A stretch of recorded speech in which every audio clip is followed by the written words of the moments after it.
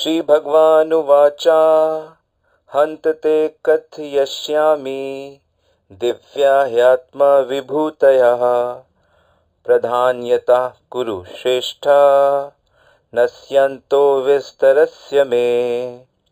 भगवद गीता अध्याय 10 श्लोक संख्या 19। अर्जुन के प्रश्नों के बाद भगवान ने कहा, हाँ, अब मैं तुमसे अपने मुख्य वैभव युक्त रूपों का वर्णन करूंगा, क्योंकि हे अर्जुन, मेरा ऐश्वर्य असीम है। अर्जुन भगवान की विभूतियों को जानना चाहते हैं कि कैसे भगवान इस ब्रह्मांड में व्याप्त हैं। इसे जानकर अर्जुन हर समय अपने मन को भगवान में लगा सकेंगे। यह उनके लिए बहुत आसान हो जाएगा और इस प्रकार सदैव वह कृष्ण भावना में रहेंगे, अर्थात उनका मन कृष्ण में रहेगा। कृष्ण में मन होना जीव की परम गति है और परम साधन भी है, क्योंकि जब तक कृष्ण से हमारा मन, बुद्धि, हमारी चेतना जुड़ी रहेगी, तभी तक हम लोग आनंदित, हैप्पी रह सकते हैं। क्योंकि कृष्ण हमारे सब कुछ हैं, हम कृष्ण के अंश हैं, हम कृष्ण के नित्य दास हैं।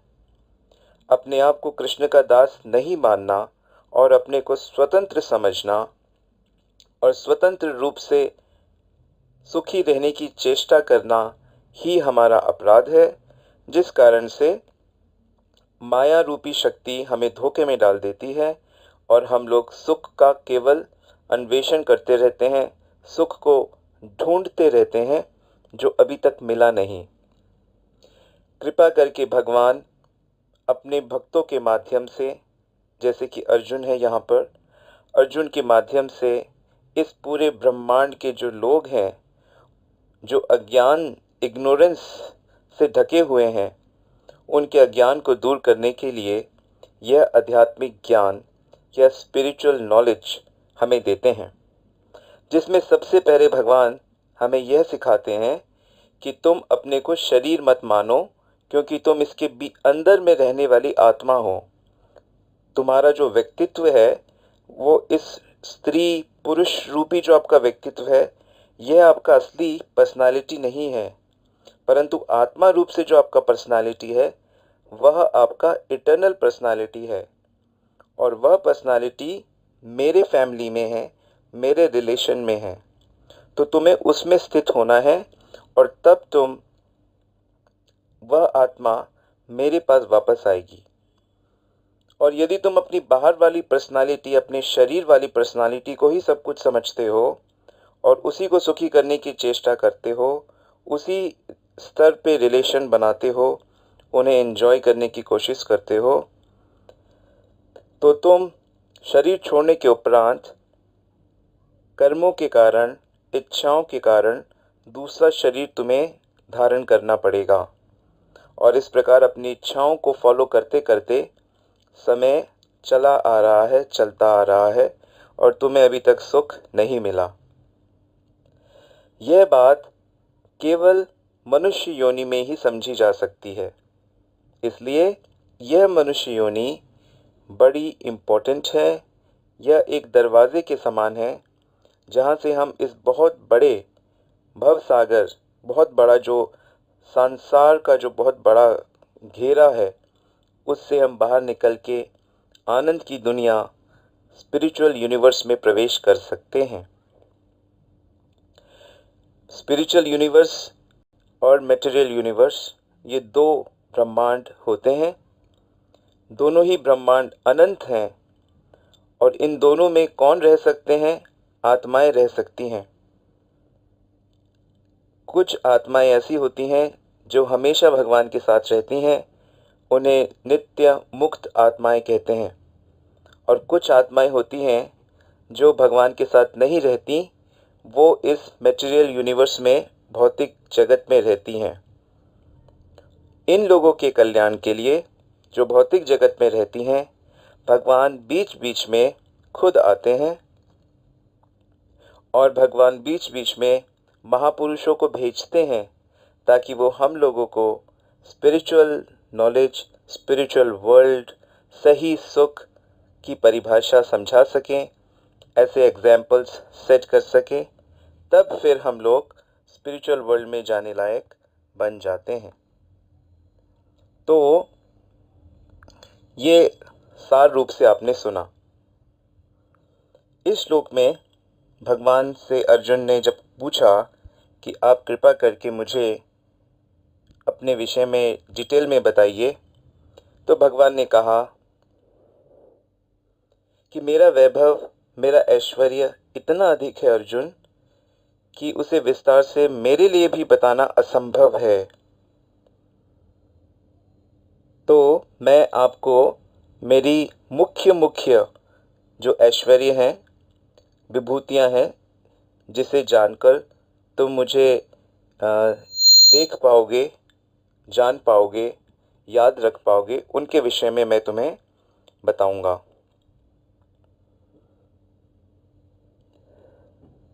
तो हमारी जो इंद्रियां हैं, भौतिक इंद्रियां, आत्मा की इंद्रियों की बात नहीं हो रही, जो हमारी आंखें हैं, कान हैं, यहाँ के, ये इंद्रियां हमारी सीमित हैं। और जो भगवान हैं, उनकी जो इंद्रियां हैं वो दिव्य होती हैं और अनलिमिटेड होती हैं। तो सीमित इंद्रियों से हम भगवान को, अनलिमिटेड भगवान को ठीक से नहीं जान सकते। 11वें अध्याय में भगवान से अर्जुन प्रार्थना करते हैं कि आप मुझे अपना दिव्य रूप भी दिखाइए, एक रूप दिखा दीजिए। तो भगवान कहते हैं ठीक है। भगवान अर्जुन को दिव्य दृष्टि देकर अनंत रूप दिखाते हैं। और यहाँ अर्जुन कहता है कि मुझे आप अपनी सारी विभूतियों के विषय में बताइए। तो भगवान कहते हैं तो बताना असंभव है, इसलिए कुछ कुछ मुख्य बता देता हूँ।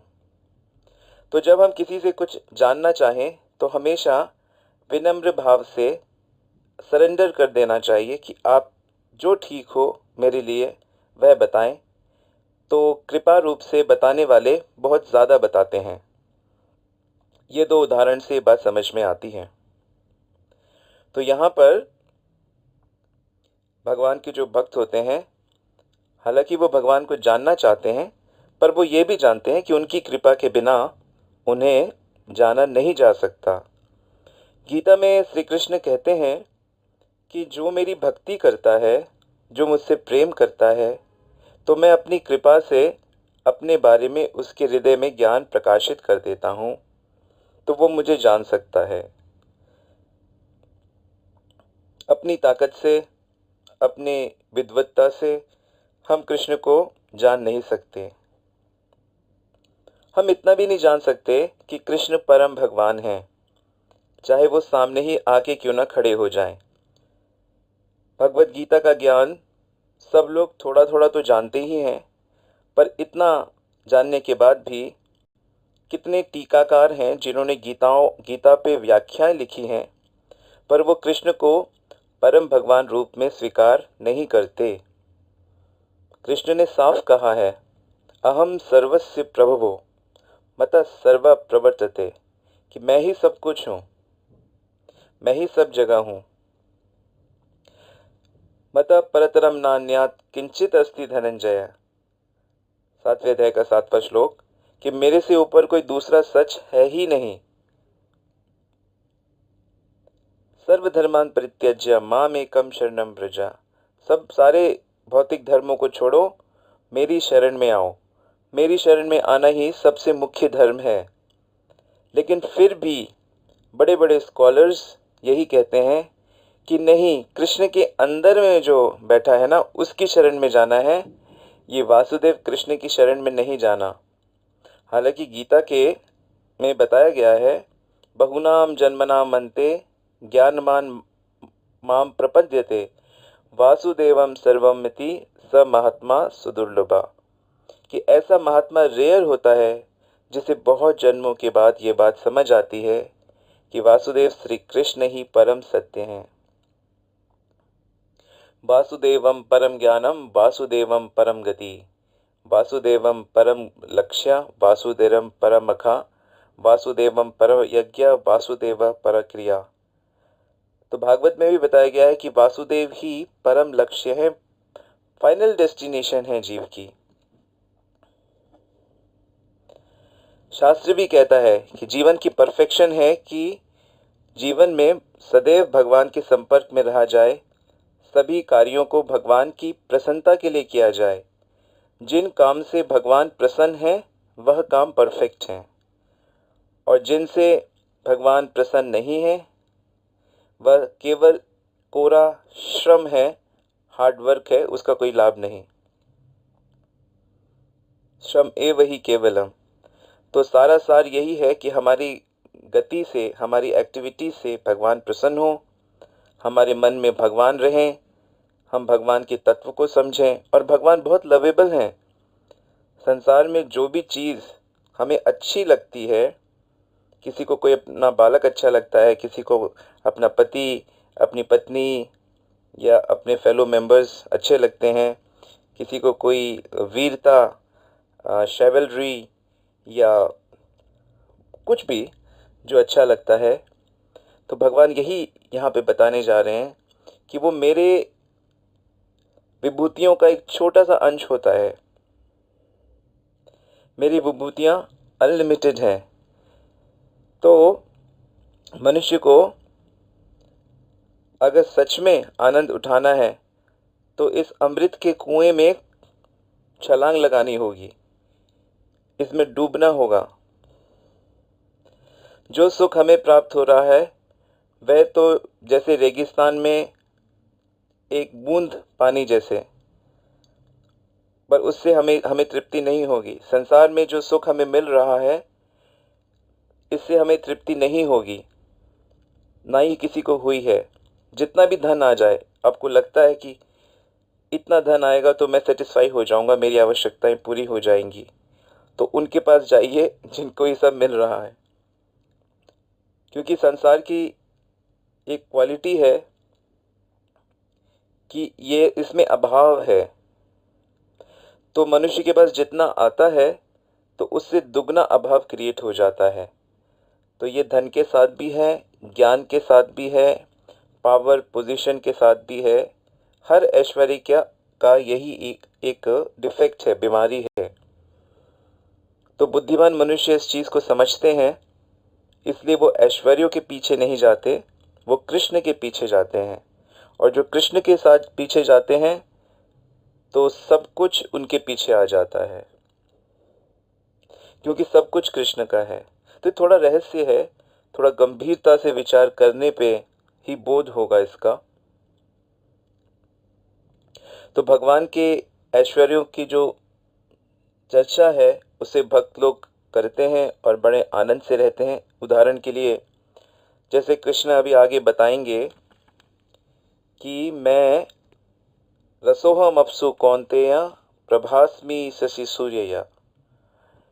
पहले बताया कृष्ण ने कि मैं पानी का स्वाद हूँ, यानी कि जब हमें प्यास लगती है, हम लोगों को हर रोज़ प्यास लगती है और हम पानी पीते हैं और हमारी प्यास बुझ जाती है और हमें एक तृप्ति का अनुभव होता है। बिना उस तृप्ति के हम लोग छटपटाते हैं जब हम प्यासे रहते हैं। तो वो तृप्ति भगवान कह रहे हैं, वो प्यास जो बुझाई वो मैंने बुझाई तुम्हारी प्यास।